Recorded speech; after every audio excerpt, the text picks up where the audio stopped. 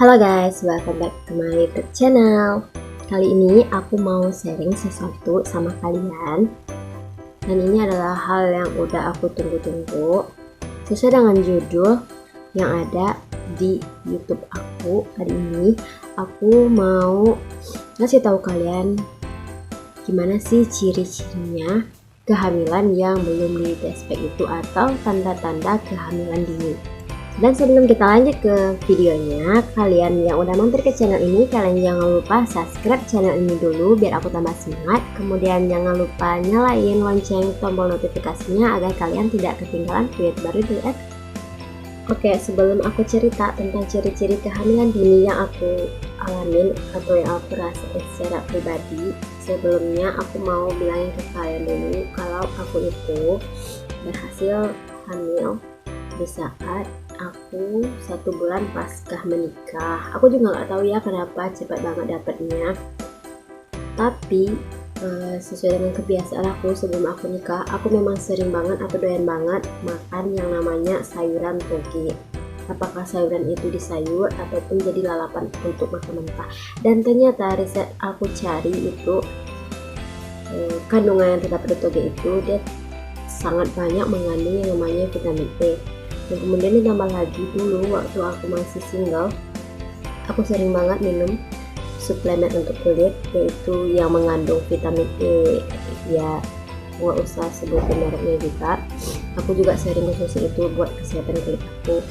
Dan aku simpulkan mungkin saja aku cepat dapet atau cepat hamil itu mungkin karena kebiasaan aku makan sayuran toge tersebut dan juga kebiasaan aku yang dulu memakan atau meminum suplemen kulit yang. Dan bagi kalian yang mungkin belum punya momongan atau kalian ingin mempunyai anak dengan cepat, mungkin tidak ada salahnya jika kalian mengikuti tips-tips atau trik yang udah aku lakuin sebelum aku nikah tersebut. Contohnya mulai sekarang kalian juga bisa memakan sayuran toge ditumis atau dilalap, karena kandungan toge itu sendiri sangat banyak mengandung vitamin E dan itu sangat-sangat baik bagi kesehatan atau kesuburan wanita, apalagi untuk memiliki momongan. Dan yang kedua, vitamin E tersebut juga bisa kalian dapatkan, aku ada baca itu di susu Prenagen Essensis yang itu untuk pasca menikah, itu juga sangat baik untuk bagi wanita yang ingin cepat hamil. Dan kalian juga bisa baca-baca itu kegunaan dari Prenagen Essensis tersebut. Kemarin aku juga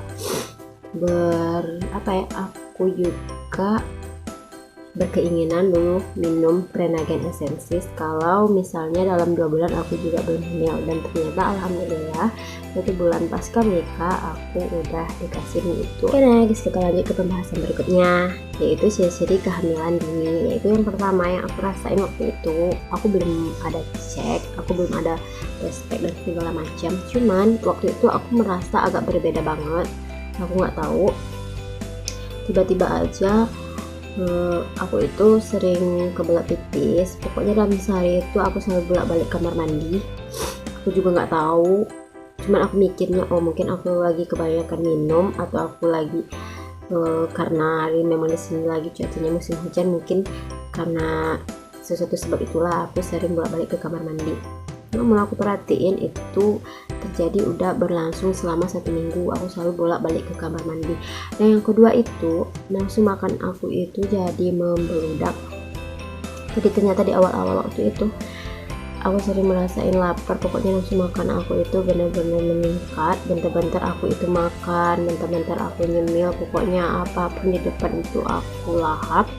Pokoknya nggak ada yang namanya, aku nggak ada yang ngerasain yang namanya mual atau muntah. Pokoknya di saat itu aku cuma ngerasain aku sering pipis, kemudian aku juga sering lapar dan selalu ingin ngunyah. Dan yang ketiga itu aku memang juga ngerasain mood aku itu bener-bener nggak bisa aku kontrol.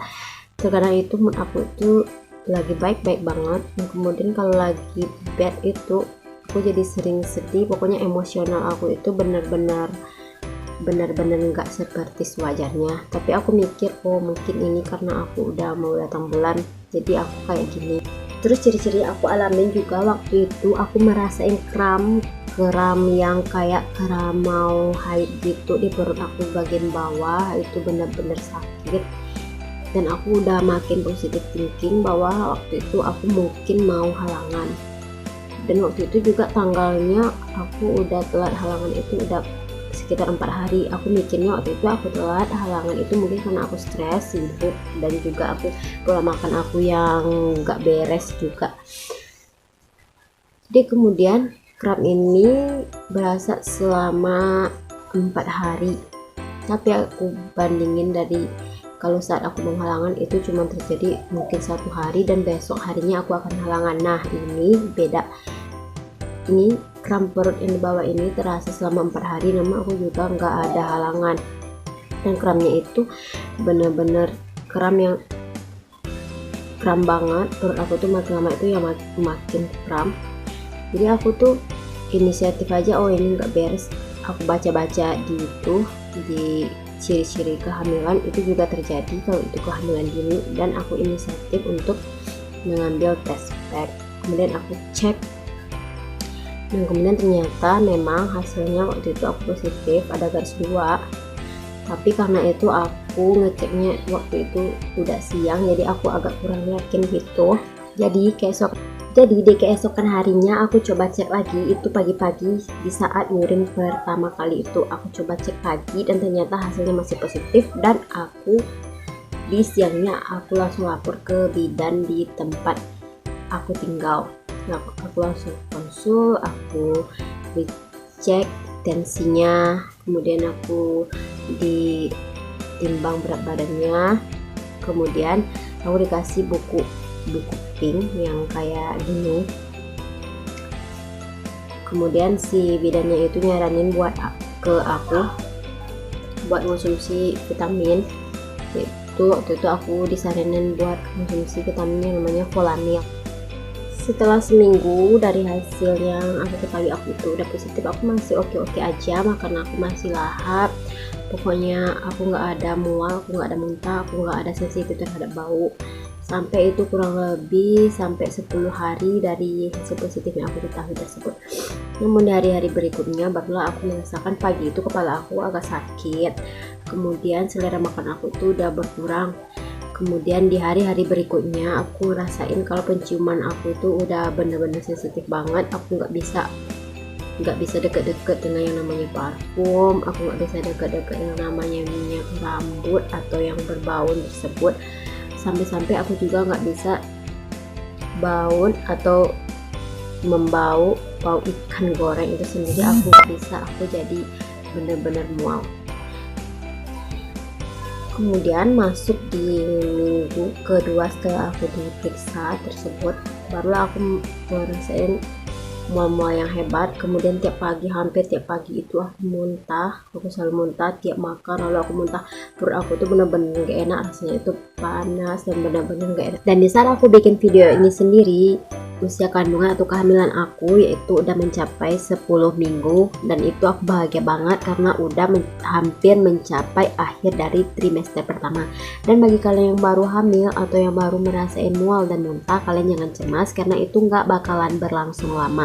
Itu cuman akan berlangsung, kebanyakan orang ya, itu hanya akan berlangsung selama trimester pertama, dan memasuki awal trimester kedua itu pola makan kalian udah jadi membaik, dan tingkat kesensitifan hidung kalian itu udah makin berkurang. Dan pengalaman aku sendiri yang aku rasain pada 10 minggu saat ini itu nafsu makan aku udah agak membaik. Biasanya tuh aku cuma makan 2 suap atau paling banyak itu cuman 3 atau 4 suap.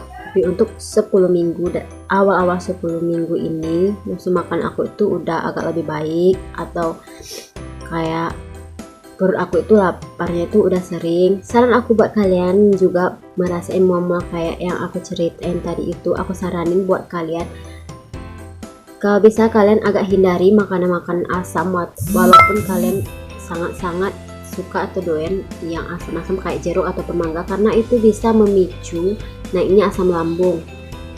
dan itu akan memicu kadar mual yang sangat berlebihan, dan itu juga dapat menyebabkan muntah. Lalu saat nafsu makan kalian lagi susah-susahnya, aku saranin juga kalian itu buat makan sama yang berkuah atau kayak sayur-sayuran, tapi kalau aku pribadi sendiri aku memang nggak suka dikasih merica karena itu bikin perut aku tuh panas, aku jadi mual dan muntah lebih sering karena itu bisa memicu asam lambung aku jadi naik. Jadi bagi kalian yang bermasalah dengan lambung atau kalian juga pernah mengalami sakit ma, aku saranin bagi kalian gak usah makan makanan yang ada mericanya dan juga makanan-makanan yang bersifat terlalu pedas dan juga terlalu asam. Nah, sekian dulu sharingan dari aku dari awal aku mulai hamil dan sampai ke minggu 10 seperti ini, dan inilah cerita dari aku. Dan bagi kalian yang juga udah merasain seperti aku rasain ini, semoga kalian cepat membaik dan semoga kalian bisa melewati trimester pertama ini dengan baik. Sekian dulu dari aku, bye bye.